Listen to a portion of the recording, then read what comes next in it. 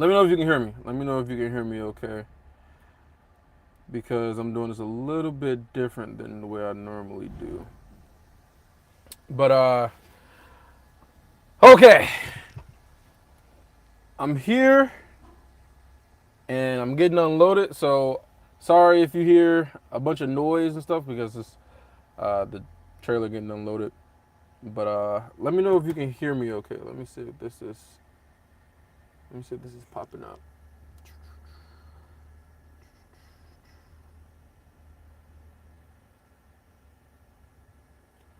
I'm not sure how to do this. I never went live.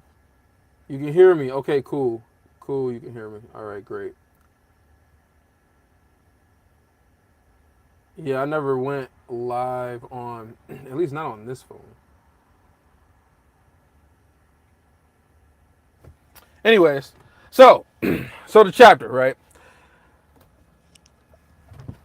What can I say about this upcoming chapter? I guess some of what I said before about the last chapter was that I was last chapter was great, don't get me wrong, but I was a little disappointed that we didn't get more conversation, you know, like I don't know, like Arthur, it didn't seem like he was that it didn't seem like he was that surprised or shocked that like there's a bunch of Asuras in the Beast Glades that's just there chilling. Like he was kind of like, oh, that's not really why I'm here. I'm here because of Aldir. And I'm just like, okay, you know, that's cool. But like you got Asuras in the Beast Glades that's been chilling there. You don't know how long they've been there.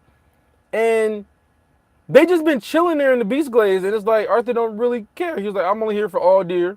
And that's it. That's the only thing I care about. And I'm just like, I don't really get it. I didn't really get it. So that's why I'm just like, okay, we got to continue off of where we left off because last chapter just felt so incomplete, you know. So let me try if I can get this off of here. There you go, cool. Yeah, last chapter just felt so incomplete that I'm just like, okay, we need conversations. We need to talk about the Jinn. We need to talk about what is um Mordain. What is Mordain's plan? Like, is he gonna just sit there and just chill for the entire time while this whole war fight thing is going on? Um, like, what is his motivations? Who is his allegiance to? They kind of talked about how what I forget her name, the Phoenix, um, who got killed, you know, by Cecilia back in Tigran Kalem. Um, they talked about that stuff, and I'm just like, okay, cool. She was there, she got killed, but like, why was she there? She was obviously there for a long time, but like, why was she down there in the first place? And you know, Arthur didn't really ask any questions or whatever. It was just kind of like Aldir gave him a box of dirt, you know, and you know, he had to fight with Chul, which was cool. You know, I'm liking Chul as a character. Uh, so yeah, so I guess this chapter we gotta just continue off where we left off.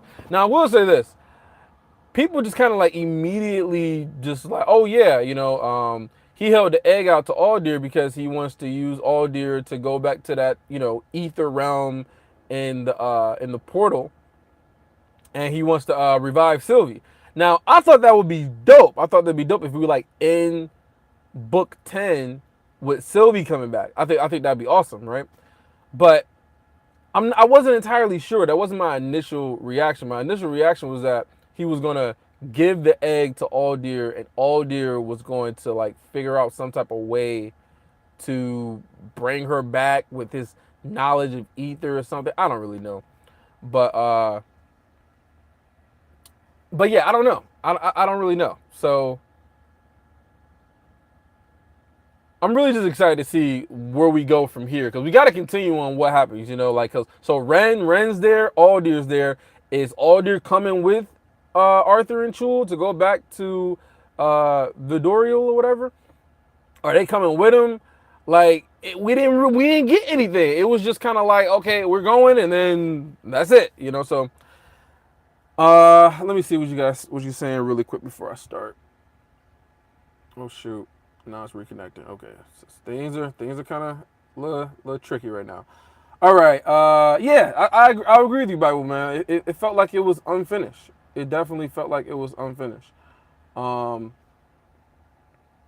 Our action will play out fully. He just resulted by throwing a fight at it. Maybe you're right. I think maybe you're right. He didn't really, but I don't know. I mean, but maybe you're right though. I'll give him the benefit of the doubt. Like maybe he just still kind of like fleshing some things out. He didn't really know how he wanted to, but he had to have been thinking about this conversation, right? Because this conversation has been building, right? That's like him not knowing how the conversation with Arthur and Kezis is going to play out when we've been waiting for this conversation, this interaction for a while now. So I mean, cause think about it.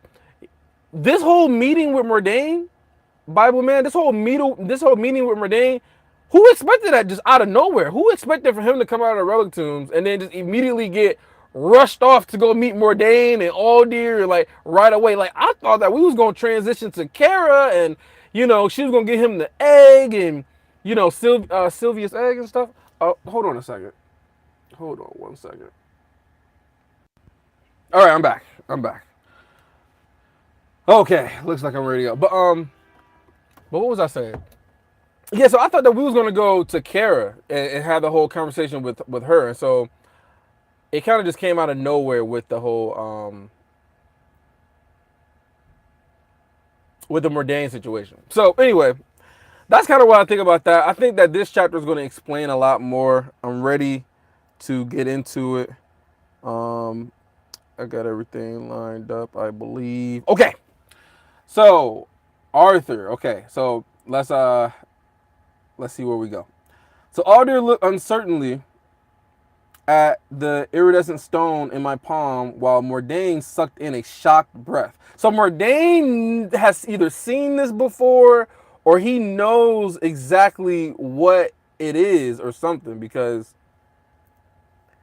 if he got a shocked expression, he definitely know what's up. So Avier shuffled across the top of the portal frame and leaned down to peer curiously. Regis' attention honed in on the others, sensing that there was some understanding about the egg that we lacked. See, that's the thing, like, I will say this, when the whole situation happened, when Sylvie sacrificed herself and did this, like, I'm not going to say forbidden ether art, but like this, like, ancient ether art or something that, who said it was some ancient ether art or something like that? Oh, I think it was Regis that said that. She did some ancient ether art or some shit like that. It kind of seemed like an ass pull, like out of nowhere. Like honestly, like it was just like because he was fighting Cadell. He was fighting Cadell. He was fighting. Let me remember these names. I'll be forgetting these names sometimes. Cadell. Why the hell am I forgetting? Shit. What is his name? Cecilia. Nico. I'm forgetting these names, man. So he was fighting Cadell. He was fighting Nico. And and then he was dealing with that shit. He was dealing with the hellfire, and he was dealing with Cadell, because Sylvie was fighting Cadell for a while, and then Cadell got past her, and then he started going towards Arthur and shit. And so he fucking reached the next stage of Sylvia's will, and like, creating portals and shit, using God step back before we even knew it was God step. He was like, I guess he was like bending the ground and shit, like just taking steps and shit. It was crazy. At the time, it was hype as fuck, right? And then like all of a sudden, like he's telling Tessia, oh, I'm gonna be okay. He fucking like bleeding and shit. You're like, I'm gonna be all right. I'm gonna be all right. Tessia knew he wasn't gonna be all right. And then so Sylvie just came out of nowhere, just like, I don't want to see you die and shit. And, and she just like sacrificed herself out of nowhere. And I'm just like, where the fuck did this ability come from? How did she learn this ability? Did she learn this ability? Maybe she learned the ability during her training when, Arthur was in the ether ore, when Arthur was doing that training. Maybe she learned it then. But like, and there's no way she's going to come back just completely normal. Like, she's going to either be like half her power, severely nerfed. Like, it's going to be some sort of consequence for doing some shit like that, right? But yeah, it was kind of like, it came out of nowhere. Just like completely, like we had no clue she could do anything like that. But anyway, that ended up happening. My whole point of even mentioning all this too is about the orb, right? Um, the not the orb, the stone with the whole stone stuff. Like so, if they're curious, if they've seen the stone before, then maybe it's like not just like a dragon thing. Maybe it's an Asuran thing where like they kind of learn these things as they're growing up in Epheotis as society or something. I don't know. I'm doing a lot of speculating, like not even getting to the chapter, but let me get back and see what their reaction is. All right, so behind the others, Ren Kane whispered something under his breath. He had lunged back in his floating rock throne, absently making several stone spears orbiting above his curled hand. This is old magic, Mordain said, unable to take his eyes off the stone. Do you have any idea what it is that you carry? I mean, I don't really know. You know, the last we heard of Sylvie was back when Arthur was having that little dream thing that he was going through, and you know Sylvie was talking to him. I know somebody has said something really quick. Let me see what you guys have said. Um, Arthur feeling what Arthur felt seeing his dad's corpse. Maybe because that was a really significant part too when his dad had died. Maybe, but then again, if she felt that way, how did she learn it though? Anyway, it doesn't even matter right now. Let's just see where this chapter going because I gotta just get going. Um, so old magic. Do you even know? Do you have any idea what it is that you carry? I know Sylvia is inside this stone, and I've been slowly bypassing a series of locks. I suppose my hope is that when I've finished, she'll come back to me. Mordain reached gingerly towards Sylvie's egg. When my fingers instinctively curled around it, he blinked as if waking from a dream and let his hand fall. There is a legend, a myth really, told as a bedtime story to our children that describe a phenomenon like this. True self-sacrifice being rewarded to the brave and genuine. Wait, being rewarded? This is not a reward. True self-sacrifice being rewarded to the brave and genuine. That though the body may perish, our mind and soul will mold themselves into a physical form and be reborn. That though, so okay. So maybe see, I'm kind of thinking that what you said was right. Who was that? Who was that just said that? Marson. Like it maybe it was an emotional thing, right? Maybe it was like some emotional connection that she had with Arthur, right? Because have we ever heard of a Asura being bonded to a human? Right? Isn't that like a new thing? Like these are godly beings. They're not like beasts or anything like that. So like them being bonded to a human is kind of crazy. You know, we know that the Wyvern is, you know, with Aviary have been bonded with Professor whatever her name is. You know what I'm talking about. But yeah, so like even just the thought about the fact that she's bonded to a human is kind of crazy. Somebody that powerful. So so maybe it was out of like an emotional state that she was in, you know, her deep connection to Arthur, and then that's what allowed her, like she didn't have the ability to do it, but it was just in that moment while everything was happening when she thought that Arthur was going to die, something just kind of like triggered and it allowed her to do what she did. That's kind of making more sense to me the way that Mordain's describing it, you know? So that's kind of what I'm thinking. That's kind of what I'm thinking. So yeah, so the body may perish and our mind and soul mold themselves into a physical form and be reborn. Ren Kane scoffed as he floated as he floated closer on his moving throne to better see the egg. How is it that begins with world altering abilities still manage to fall victim to fables of impossible magic? Now, let me reread this. How is it that beings with world altering abilities still manage to fall victim to fables of impossible magic.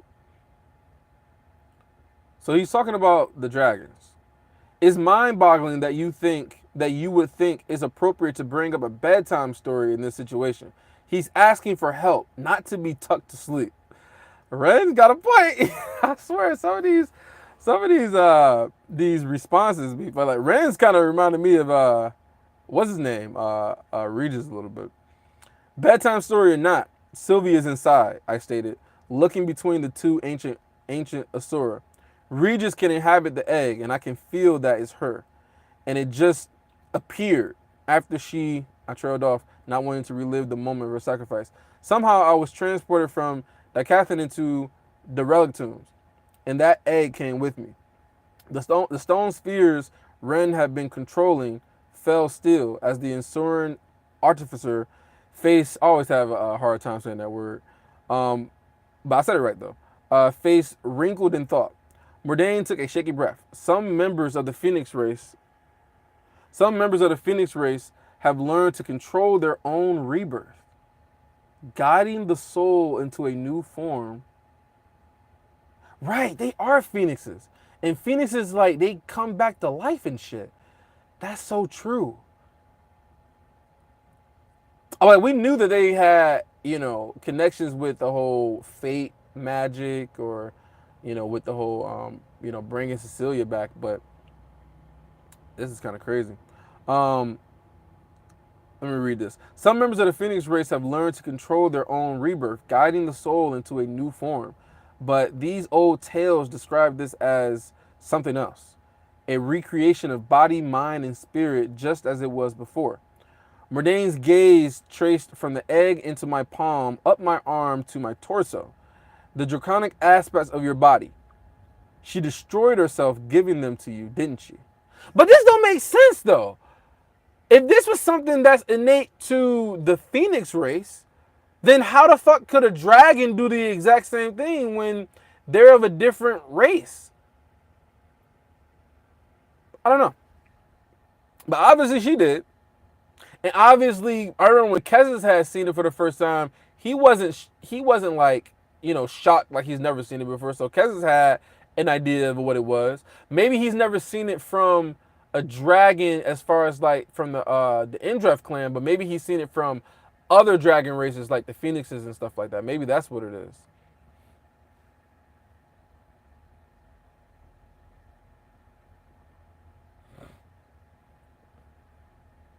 So wait, so y'all thinking that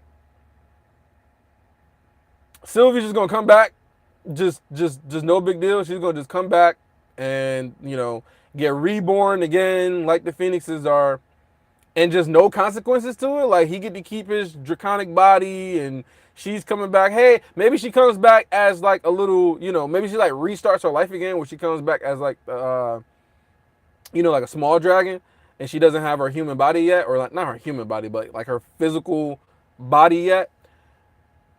But that, to me, I just think that I wouldn't like that if that's what happens. She just comes back, everything's cool, and she just got to restart. Like, there's got to be some type of consequence to what the hell she did. Anyway, let me just keep reading. I can't be live for too long anyway because I got to get going. But I guess I'll read what you're saying really quick. Looks like you guys saying a lot. Let's see. If Ether can grant God runes, why not grant her the ability to do this in her greatest time of need? You've also seen how Ether has to be pleaded with and somehow arrest somebody's intent. I mean, yeah, I don't find it far. See, I was trying to rationalize it in my head, like, okay, how could she be able to do this? But I'm kind of just gonna stick with what I said before, which was it was more like what Marcin said, like a more emotional type of thing that had happened to her, and that's what allowed her to be able to access this sort of like ability and do this.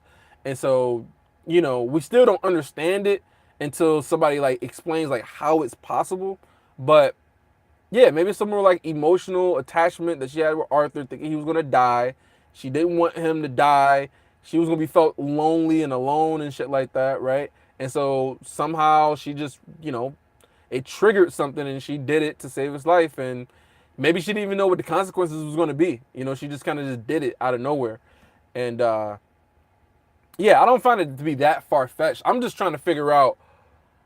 I guess I'm just trying to understand more about how this ability came to be.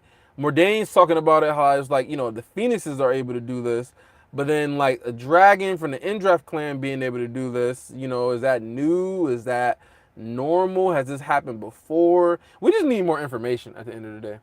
But let me see what else you guys have said. Uh, PVZ2, you're here. What's up, man? Nope. No bombing calls aside from the ones who roll with the day. Allow a few gen to clap. Most of the runner. How pure-hearted few might be looked down. Yeah, let me continue with the chapter. Maybe we get a lot of stuff answered. So anyway, so where was I? Mordane asked innocently enough. Okay, hold on. Oh yeah, the draconic aspects of your body. She destroyed herself, giving them to you, didn't she? I could only nod, unable to speak past a sudden lump in my throat. And does Lord Indrath? See, I hope y'all peeped that what I said last time. He's still calling him Lord Indrath. Even Aldir stopped calling him Lord Indrath and just started calling him Kezis, bro. So he still has some sort of respect towards Kezis. Does Lord Indrath know of this? Mordane asked innocently enough, but there was an intensity in his burning eyes that suggested some deeper context to his question. He does, I admitted, but he wouldn't give me any further details. I was hesitant to give away my own ignorance by asking too many questions. Mordane gave me a wry smile. Kezis was likely doing the same.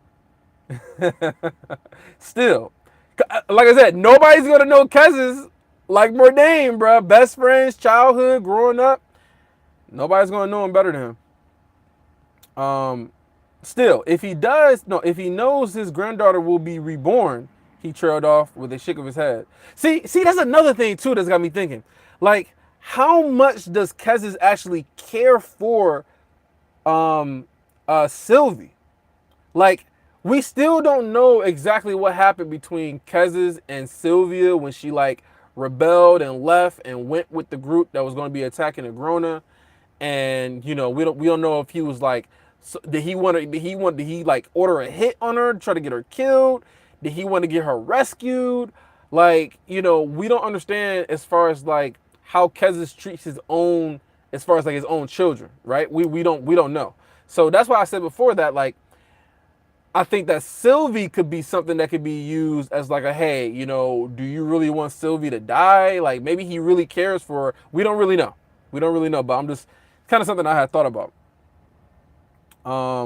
He trailed off with a shake of his head. I will have to think on this, but do not let the musings of an old man hold you back from your purpose. You want Aldir's help with something. What exactly? Instead of answering immediately, I stepped up beside him and activated Aurora's Requiem. Bright motes of ether danced down my arm before jumping eagerly to the portal frame. We knew so. Let's see what he does. Causing Avier to leap off and fly to Mordane's shoulder. Mordane took a step back, watching with wry intent as the motes flowed into all the cracks and crevices. The portal frame rapidly began to repair, as if time was being turned back before our eyes. In moments, the last cracks have sealed, and the final loose pieces of the stone were drawn into place. A dim purple portal hummed to life within the frame. Aldir's single amethyst eye lingered on the egg, as if he could burrow down into its core and see the Asuran spirit resting there. I will do what is needed. Okay. We know that Aldir is remorseful about it. He may not show it, but he's remorseful. Otherwise, he wouldn't have betrayed Kezis in the first. Not only betrayed Kezis, Kezis. He had a long standing relationship with Winsome. He was willing to just excommunicate that shit. He sacrificed himself, got excommunicated from his clan. And then he killed his own students, man. Like what else do you have to do to show that, listen, I'm not down with you anymore. I'm willing to completely break off a whole thousands of year friendship with Winsome, betray your entire fucking, not clan, but betray Kezis and his whole group, and then get excommunicated from your own group, your own clan, and then kill your own students that you not just injured and fucked them up. No, killed they ass. The ones that he raised and trained and taught, who had respect for him. Like, what else do you got to do to let you know that? Listen, I'm done. You know, I'm done. So he's willing to do anything at this point. Well, I'm gonna say anything, but he's willing to, prove his regret and remorse about the situation. Anyway, he says, I would do what is needed. As concisely as I was able, I explained the portal and the Relic Tomb's relationship to the ether realm in which it existed. So that is what he planned on doing. See, that wasn't my immediate thought. Okay. Sparing them the details of our fight, I told them how I drawn Tacy through into that place, accidentally discovering it. I was careful not to give them the impression they could use this technique to breach the Relic Tombs itself. However, whenever it could be done, or whether it could be done or not, the Jinn had chosen to keep even their Phoenix allies out of the Relic Tombs for a reason. I wouldn't be the one to kick the door in for them. Sounds utterly stupid and dangerous to me, Rain Kane said, catching me off guard. You did what you had to last time, but it sounds like you nearly couldn't escape. And that's what I was thinking too, that he nearly couldn't escape that whole situation. And so it was like, for him to come back and try to do that again, I mean, risky. But we know Arthur, he's not afraid of risk. Like he's gotten this far because he's been willing to take all the risks that he has, to grow stronger and everything like that. So that's not that it's not that shocking or surprising. Sounds like you nearly couldn't escape. That was because I was fighting an Asuran hell. I was fighting an Asura, hell bent on keeping me from escaping. I shot back. Even still, his baggy-eyed gaze turned to Mordain. In all the years you sheltered Jinn, no one ever told you about this place. Even still, his baggy eyes gaze turned to Mordain. So this is Ren.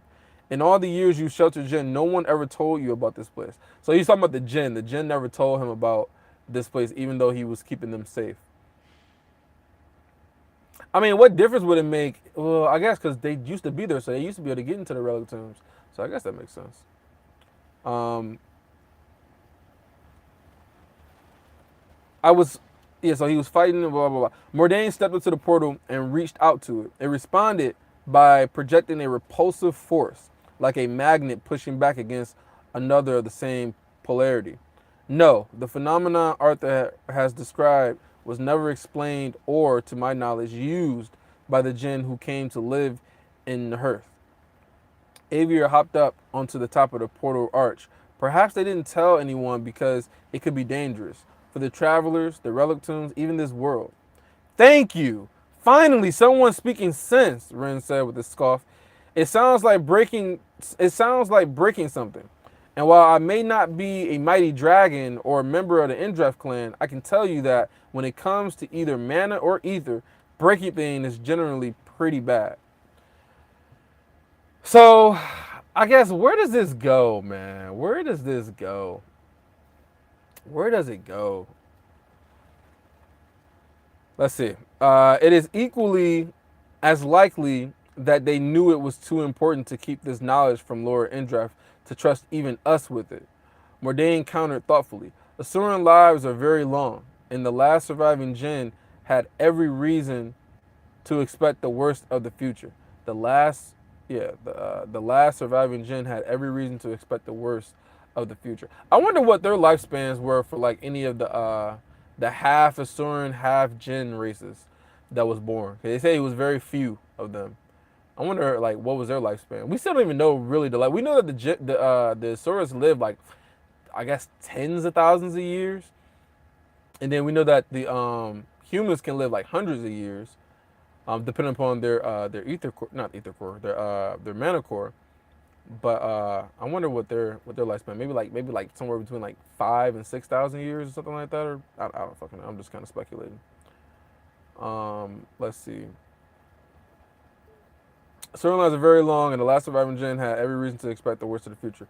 You're all assuming that they even knew about the realm, Regis said from where he was lying in the moss. No matter how smart these guys were, the Jinn were idealists Idealists, fuck am I talking about? To the point of silliness. They definitely didn't understand everything they created. We've seen that with our own eyes. I recall what the last Gen Remnant had said. They were fracturing at the end too, I think. The Reliptunes is a dark place. Out of character with the way the Jinn attempted to live and the way they chose to die. I think they definitely had a pretty grim outlook on the future of our world, based on what I've seen. Enough to poison their trust even in their only allies. Perhaps it is for the best that we'll never see their creation, Mordain said, stepping away from the portal. His face fell for a moment, but quickly brightened again. I know you are eager to proceed, so I won't press you any further, except to ask how long we should expect you and Aldir to be gone. So wait, so he's going to do this? So I don't know. He's really gonna like do this. He's really gonna go into the portal with Aldir. See, I thought that this whole conversation was like to maybe get Arthur to think and maybe like not do this.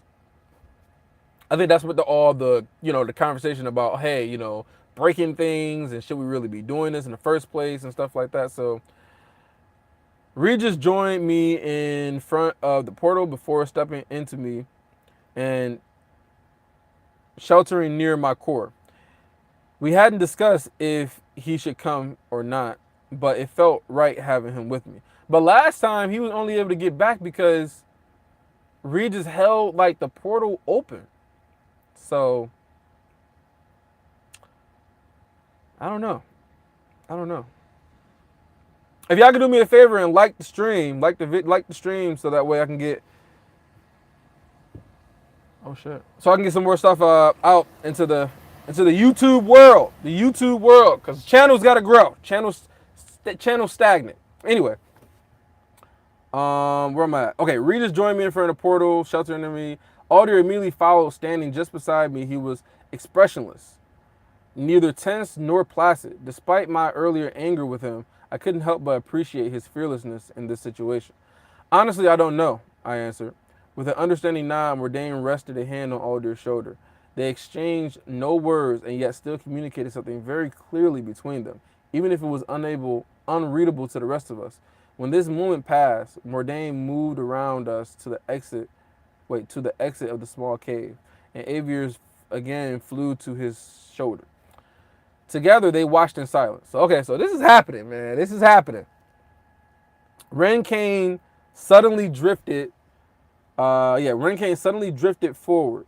Listen, there's no reason to rush this without a better understanding. That stone or embryo you're carrying isn't going to expire. Lady Sylvie isn't going anywhere. You're being stupid. My brows rose, but Aldir clapped Renkane on the arm. Urgency is a matter of perspective, isn't it? Why forego doing now what we may lack time for in the future? That's a bar, bruh. That's a bar. Why forego it when in the future you don't even know if you're even going to have the time to even do this? You don't even know if you're going to even be alive. So it's just like, let me read that again. Urgency is a matter of perspective, isn't it? Why forego doing now what we may lack time for in the future? Renkane shrank further into his floating throne. Well, if you rip a hole in the fabric of the universe and wipe out this continent, I guess that's on YouTube. He focused on Aldir. Whatever, just get this done and get back here, all right? If Indrath is sending dragons to Decathlon, we need to prepare. I didn't bring you here to fight a war, old friend. Renkane blinked and a somber smirk tugged at the edge of his lips. Yeah, but I was kind of hoping you had. Okay, so Ren want the smoke. Okay. So Ren he's down for the smoke. He's down for the fight. So that's cool to know. He ain't no coward that's about to be just like, oh my God, keep me safe. And, I just need to, make weapons and items and shit. That's the only thing I'm good for. Aldir returned the sober smile, then turned to face me. Each gripping the other's forearm, we stepped closer to the portal and immediately felt the repulsive pressure meant to prevent an Asura from crossing through the portal's boundary. Aldir's vice-like grip clenched down hard enough to hurt, and we both leaned into the portal. It wavered, bending away from us. We leaned further, then took another shuffling half step. The stone of the arch shook, and the purple energy of the portal's surface flexed farther, trembling. As before, I could feel the opposing forces within the portal attempting to draw me in while rejecting Aldir, but I kept his arm clamped in mine as we took another small step. My stomach lurched as I sensed the portal reaching its breaking point, but I had stepped on a rotting board in the bridge. The portal, wait, my stomach lurched as I sensed the portal reaching its breaking point, like I had stepped on a rotting board in a bridge. The portal imploded. I keep on saying, I did this last time, I said exploded, imploded. The portal imploded. A raging, etheric wind dragged the two of us inward, and the world dissolved into fractals of interdimensional connective tissue. For just the barest instant, I recognized the network of etheric pathways that I saw when activating Godstep. Then everything went dark. I was anticipating the mental backlash this time and managed to retain my senses and intention as the etheric void coalesced around us. Purple tinged space stretched away in every direction, broken only by the last of the portal energy that was being absorbed into the etheric soup, and an unknown relic tomb zone floating off kilter below us. Man, this is so crazy, the fact that they're even... Is this really going to work? That's my question. Is this really going to work? Whoa, Regis thought, a mental shiver running through his incorporeal form. He fitted out of me and didn't take the form of a wolf. Little eddies of etheric current swirled around the dark wisp as he began to absorb the boundless ether. We've come a long way since the days of sucking up millipede poop crystals, haven't we? So does this also mean that Arthur could absorb all this ether and make another like layer to his core? Is this also what this means? He was right. My mind stayed on the task at hand. Regardless of what the etheric void could do for me, I needed it for something much more important first. Drawing out the stone, another thing I just thought about too. So if the dragons or the phoenixes have done this before, then have anyone been able to come back from the egg form? Because Sylvie's egg needs ether in order for it to come back. But there's no way they have access to any endless supplies of ether. So I would guess that if they have done it before, nobody's been able to come back. Maybe they got like a couple eggs that they got just kind of sitting around and nobody's ever been able to bring their spirit back into the physical form. Anyway, that's just what I'm thinking. Let's see where I'm at. Drawing at the stone, I clenched it in my fist, sensing my thoughts. Regis broke off his gorging and merged into it. Nothing has changed in here. His thoughts came floating back to me a moment later. Her mind is here, still sleeping. I want you to stand there and monitor everything that happens, I thought, starting to grow nervous without knowing why. An upside down Aldir drifted in slow circles nearby. I wonder what Aldir thinks about this place. His amethyst eyes wide and staring. I opened my mouth to interrupt his reverie. I think that's how you say that. Or reverie?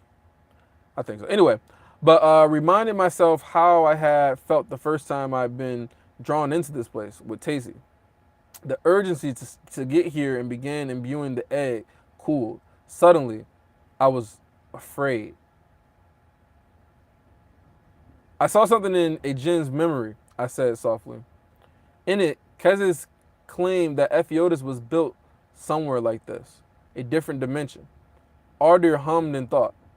According to the Asuran legend, some of our earliest ancestors removed and expanded a piece of your world, creating Ephiodus within it. Some believe that the Asuras only discovered the path between these two dimensions. Some believe that the Asuras only discovered the path between these two dimensions. Some believe that the Asuras only discovered the path between these two dimensions. But yes, Ephiodus is shielded within his own realm, connected to, but not a part of, your world. Okay, that's kind of what we already figured out. We floated in silence for several seconds as Aldir gazed into the distance. obviously deep in thought. Then his visage, I think that's how you say that, somber, and his attention went to the stone in my hand. Do not hesitate on my account, he said, drawing his legs up towards his body so it looked like he was sitting cross-legged in the air. Please do what you set out to do. Taking a deep breath, I cupped the iridescent stone between both hands, simultaneously pushing and pulling. I began imbuing ether into the stone while drawing it from the rich atmosphere. Ether rotation, based on mana rotation, the very art taught to me by Sylvia, now the lesson I'll use to save her daughter. This and many other thoughts filled through my mind, but I kept my focus on the flow of ether, now filling in the complex geometric designs inherent to the stone's inner structure. See, I don't know. Y'all probably already read the chapter already, but I don't know if this is all going to turn out the way that he thinks it's going to turn out. I think something's going to happen, man. I don't know why. I just got this feeling that something's going to happen. The conversation before they went to the portal, Ren's apprehension of like, maybe you shouldn't really do this. I just think something's going to happen, man. Something's going to happen. It's not going to turn out the way he thinks. Several minutes passed as I balanced on the precipice of this exchange, absorbing and imbuing. It became clear that despite the depths of my etheric reservoir, I wouldn't have been able to complete the layer outside of this realm. Whoa. It became clear that despite the depths of my etheric reservoir, so his ether core, that despite the depths of his ether core, I wouldn't have been able to complete the layer outside of this realm with this endless supply of ether. My mind wandered, trying to piece together the wider puzzle that the egg presented. I wouldn't have been able to complete the layer outside of this realm with this endless. So I'm guessing he's saying that without the realm, he wouldn't have been able to just have enough ether to be able to, get past that layer. I guess that's what he said. It's kind of worded a little bit weird. But anyway, if Sylvie's egg was a naturally manifested phenomenon, how could it have such a complex structure? The comparison to the guide runes I received was immediately obvious, and just as equally a mystery. Sophisticated magical constructs didn't appear by coincidence, an accident of a universe always in motion, unless I considered the ether itself, particles of magical force capable of divining intent and responding accordingly. The dragons believed that ether had its own designs and purpose, and even the jinn's teachings suggested it was conscious. Was it somehow the source of both the egg and the guide runes? Was it somehow the source? I mean, it was an ether art that allowed her to even do this in the first place, so, it has to do with ether, so it had to be the source. With no answers, only questions, I forced my mind quiet and let myself be absorbed into the rhythm of the process. Something's happening, Regis said after several more minutes. I focused on the stone. It was nearly full and starting to throb in my hands. The pulses came faster and faster, like a quickening heartbeat, and then something cracked. Outwardly, there was no change, but I had been expecting this and immediately pushed more ether into the structure. It didn't take it. So something cracked inside the egg. It was throbbing like a heartbeat. Something cracked, and he tried to imbue more ether inside of it, and it didn't take it. So maybe it's more complicated than just imbuing it with a whole bunch of ether to get her to come back. Maybe he just completed that step, and now he has to do something else. Regis, what can you sense? Her mind stirred when that layer broke, but now I'm not sure. I think there's another layer, but I can't feel it the same way. Neither can I. I felt sick. I was missing something. Clearly had missed something, but what? If only Kessis or Mordane had known more. Maybe a pair of strong hands wrapped around my own. Aldir was floating right in front of me, all his eyes open and giving me an understanding smile. Ether isn't enough. Maybe he needs mana. So we got the ether part out. So now he maybe needs mana to finish the job. Ether isn't enough, he said simply, and then I understood. Unfolding my hands, I let Alder press his own on top of the egg. Instinctively, I activated Realm Heart to watch the process. Man, I should have known this. I'm just like, okay, maybe there's something else or whatever. Fucking mana. That's what it is. So he needed Alder. Like, he literally needed Alder because no other human, not human, Alder's not a human, but no other person other than like an Asura had the amount of mana needed to even try to do this shit. Like the way that they talk about the Asuras and their mana, their shit is like a, what do you say, like a ocean. I think that was it, who was it? I think it was Lyra. Lyra was the one that said when Winsome had showed up when Arthur first went to FEO to talk to Kessis, she talked about how when Winsome showed up, and this is Winsome, by the way, who's not the strongest, how he was like an ocean of mana just like appeared. Like, man, their mana is crazy, yo. So yeah, so let's see. Unfolding my hands, I let Alder press his own on top of the egg. Instinctively, I activated Remheart to watch the process. Alder's mana, bright, strong, and pure, was flowing rapidly into the stone. A minute passed, then 2, then 5.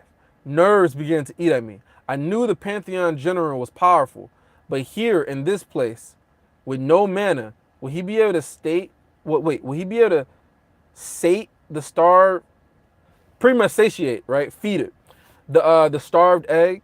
The aura around Alder began to dim as more and more of his total mana. This is another thing that's also big too. Like, Alder is willing to do all this for Arthur, right? As like, what would I call it? It's the word I'm looking for. As like, not remorse, but as like, I forget what word I'm trying to think of. But Alder's willing to do all this and give all this mana to the stone, and he could risk dying in the process. What if he does die? You know, and that's his way of atoning for what he did. I don't know.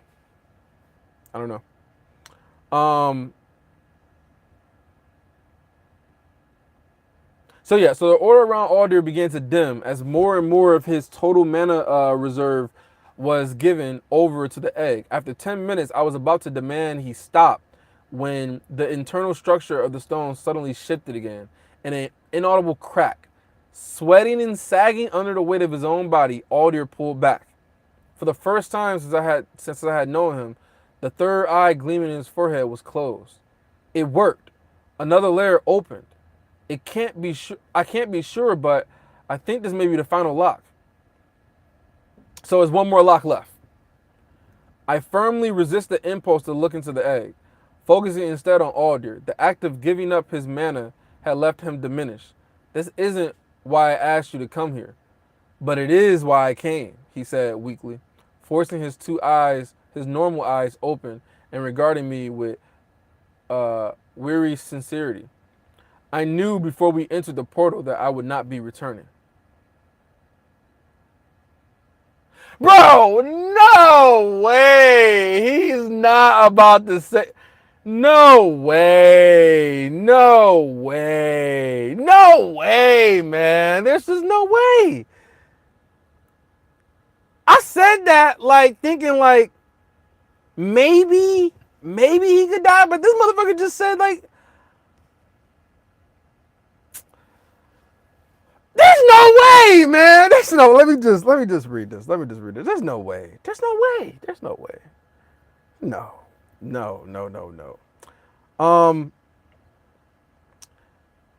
See, I'm kind of shocked by this. Let me I gotta recuperate for a second because this is not right. This is not right.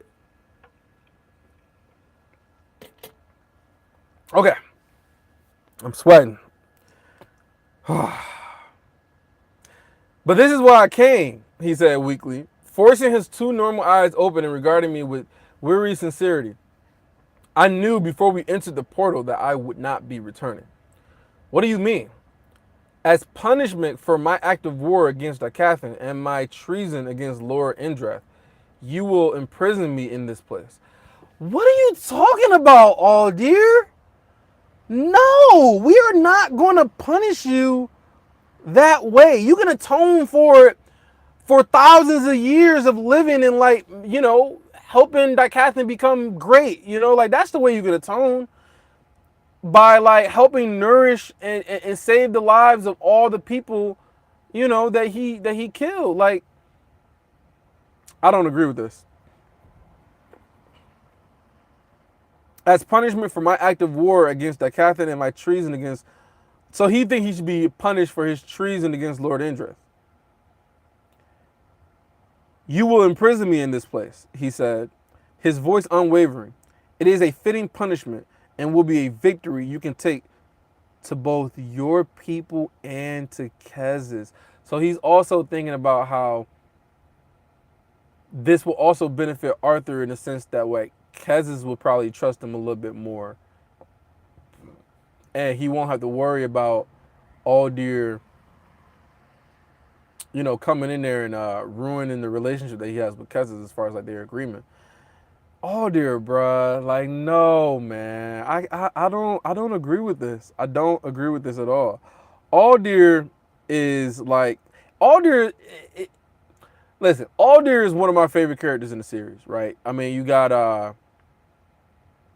I guess Arthur would probably be Arthur, Regis, um, uh, I always forget his name. I don't know why I keep on forgetting his name so much. Um, what's Tessia's grandfather's name? Virion. Virion. There you go. So Arthur, Virion, Regis, and then Alder came up. Like, as soon as he like betrayed Indrath or Kezis, I'm just like, oh yeah, he's up there now. And just like the whole complication between him and, with him using the world eater technique and, slowly coming to the realization that this is wrong and that Kezis is wrong. And there's the conversation he had with Ceres talking about how they're two sides, Agrona and Kezis are two sides of the same coin, but then there could be somebody who can be flipping the coin, and that could be Arthur. Like, I thought Aldir was going to be around to help Arthur and be like a guy. I knew that he like destroyed everybody. I knew that everybody was going to hate him because of it, with him using that technique. But I thought that he could live on, to take back Dicathon and keep him safe and like be their like protector of some sort. I know Arthur is kind of that person, but I thought that he'll be like the person to live for thousands of years, helping everybody and bringing people back. I don't know, man. I just had different plans in my mind that Aldir was gonna that was gonna happen with Aldir, and I'm kind of sad, man. I'm kind of sad at what he's saying. I don't agree. I don't agree. I don't agree with this. I don't agree. As punishment for my act of war against Dicathon and my treason against Lord Indrath, who will imprison me in this place, he said, his voice unwavering. It is a fitting punishment and will be a victory you can take to both your people and to Kezis. A silver rapier, is he going to give him Silverlight? Shimmed into existence in his hand. He held it out to me. My sword, Silverlight, proof of my death. I stared at the blade but did not take it. My jaw worked. What is Arthur? So here's my thoughts, okay? And this is why Arthur is such a great character, right? What is Arthur's thoughts going to be about this? What is Arthur's reaction to this? Because even though Arthur, he's not just this revenge, crazy, angry person no more. He's more complicated than that. So, like, even though he's upset, he's angry with what Aldir did, and it's not so simple as just like Aldir just came there and just attacked. Like, he was ordered, and the other stuff surrounding it. But ultimately, it was up to him. He's the one that did it, right? I think Arthur's reaction is really going to say a lot as far as like his thoughts on him and what, like, let me just read. My jaw worked as I gritted my teeth, considering my response carefully. Then finally saying, "Keep it. Use it to fight beside me against Agrona and Kezis both." Aldir smiled sadly and gave a small shake of his head. I believe that my days of fighting are done. I won't kill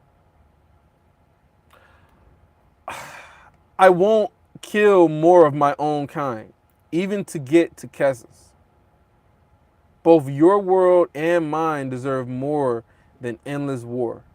I hope you find a way to end the threat posed by the Indreth and Richard clans without mass casualties.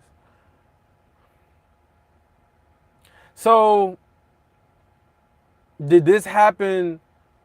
Was this his thoughts after he killed the ones that he taught? Where he finally said that, like, no more. He's not going to kill any more of his own kind, and he's done. See, man, we need more information about Aldir. Like, like, what is it with him? Is he just? Is he so? I mean, he's had like a complete and utter like awakening. Like he's like, I'm not using the world eater technique. The world eater technique can die with me. I'm done with the Indref clan and serving Kezes. I'm gonna kill my students just to show my perseverance and how dedicated I am to this path. And then now I guess killing the students really like struck a chord in his heart to the point where he doesn't even want to kill any more of his kind anymore, even if it means, protecting humans and getting to Kezes. Like he's completely done. He's a like a sage or a Buddhist or one of those people who's just like, I'm done. Like I wash my hands. I'm done with fighting. I'm done with war. I'm just done. I'm going to live in this ether world for all of eternity. Like that is no, man. That's another thing too. Arthur, did he even think about how would he even get out? How would Alder even get out of the place? Because we know that he got out through God step and Regis opening up keeping the portal open. But how would another Asura get out if there's not another portal? I don't like this. I don't like this. I don't know how y'all feel, but I don't like this.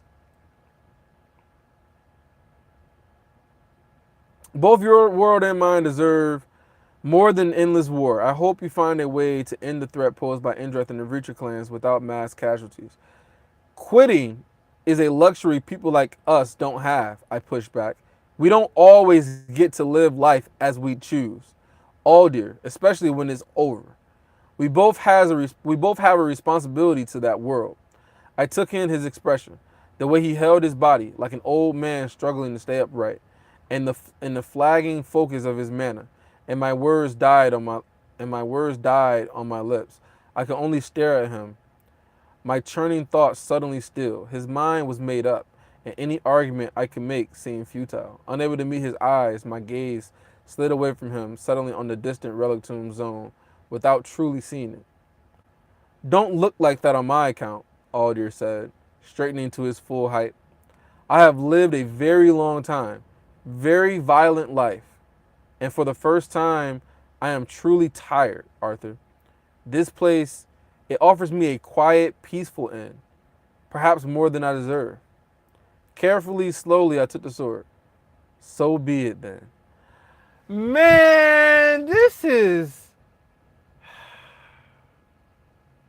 See, I'm like Arthur. I'm just like, no, no, there's another way. We can do something different. You need to fight. You need to survive. You don't get to be able to choose how you get to die.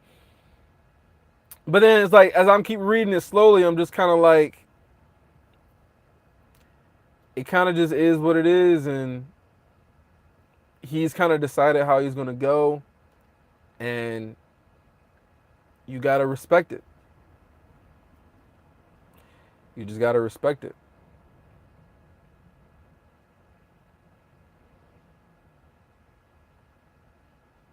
This is whack, man. This is whack. This is whack. Aldir's third eye slowly opened. He gave me a respectful nod, then turned and began to drift away. I could only watch as he grew smaller and smaller against the endless. That's it? He just drifts away and that's it? Like, he's not going to try to finish and see what happens with the egg or anything? Smaller and smaller against the endless purple sky. Eventually, I blinked, and when I opened my eyes again, I couldn't find him at all. Between Regis and me, there was only silence. We shared the same sense of loss for words, not yet able to comprehend the repercussions of this decision. I took a deep breath and slowly and looked sadly down at the stone in one hand and the sword in the other. Silverlight, I whispered into the void, gripping its hilt in a white knuckle fist. It vanished into the dimension room, and all that remained was Sylvie's egg. Ether rushed down my arm. Yeah, ether rushed down my arm, and I resumed the act of simultaneously imbuing and absorbing. The layer appeared as a series of complex runes like spell forms or god runes. I couldn't read them, but their meaning was plain. They described the shape of a person, of Sylvie. Unlike the last layer, which had taken ages and unquantifiable amounts of ether, this layer filled up rapidly. I was finished, and almost before I realized it, I held my breath and felt as if my heart would stop. The color draining from the color drained from the stone as it began to glow with pristine golden light. Then, little by little, particles broke away from the stone, condensing and taking shape in front of me. In that timeless, motionless place, it seemed as if all the universe had come to a stop, except for the unraveling embryo. Um, is that it? There's no way that's it, right?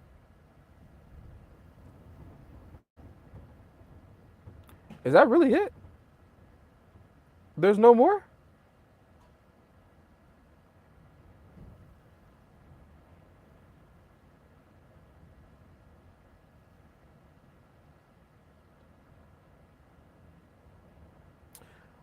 So the color drained from the stone, then little by little particles broke away from the stone, condensing and taking shape in front of me. So Sylvie's coming back. I guess that's what this means. I don't know, man. I'm still a little shook by Alders just saying he's done, man. He's just done. Um, I don't know. I don't like it. I don't like it. I still don't like it. You gotta respect it, but I don't like it. I don't like it. Man, this is so whack. You know what? I'm gonna get off here. I'm gonna get off here. I'm gonna sit and think about this, and I'm gonna have a review. I'm gonna have a review of this chapter and kind of like go more into my thoughts about everything that happened, kind of like what we expect from Sylvie showing up. Um, Maybe what is Sylvie's reaction gonna be with I don't know. Is it gonna be a challenge for them to try to get out of that place or something? I don't know. But Arthur's reaction to maybe seeing Sylvie again or whatever, like that would be interesting. But I appreciate you guys coming through. I appreciate the likes and stuff, and I guess just I guess just let me know what you thought about this chapter. Let me know did do you think that Aldir kind of deserved this? Do you think that this is like the right thing to do? Do you think that this was ultimately going to be his fate? He was either going to do this or he was going to just, die from battle or some shit like that. Like, I don't know. I just want to know what you guys think about it. Cause me, I'm really kind of somber. I'm really kind of somber about all this. Um, yeah, I'm really kind of somber, man. I, I guess I'll read some comments really quick before I get up out of here. Um, let's see.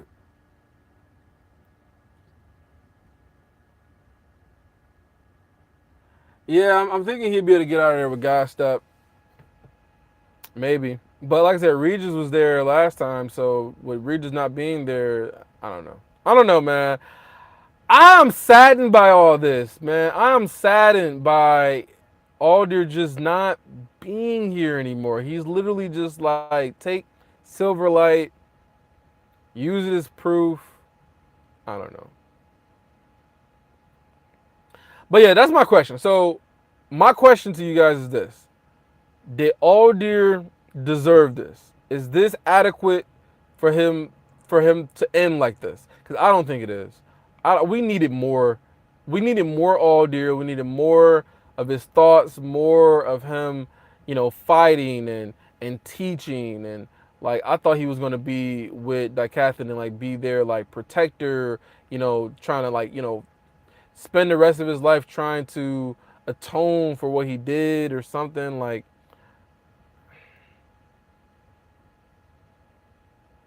Like, will he see Tacey's body just floating around in the ether realm? Like, that would be kind of fucked up. But, anyway, I appreciate y'all stopping through. Let me know what y'all thought, and I'll talk to you guys again in the review. I'm gonna do a review of this chapter over the weekend. Another thing before I go too. So we got one more chapter before the end of book 10, and then Totally is going on a 4-week break, and so next chapter is gonna be the last chapter for the next for the next month. My plan is to get some more of the comic chapter reviews slash analysis or whatever you want to call it. I'm gonna get one of those up this weekend. And I guess I'll just kind of stick with that. I kind of want to make a video about Cecilia because I kind of hate her at this point. I think she's a trash character, and I don't like her character at all. Like I I'm at this point I dislike her more than I dislike Nico, which is I never thought I would say that, but yeah, I think she's trash. I think she's trash. Like she's like Sakura level trash. Like ugh, God Lord. I was thinking of making a video about her and why she's trash, but I don't know. But I'll post a review and I'll have comic book chapters, or not comic book chapter, but comic book review of a few chapters or whatever out this weekend too. So anyway, I appreciate y'all joining me and stuff. I gotta get out of here and avoid all this rain. And check y'all out in the next video. Peace.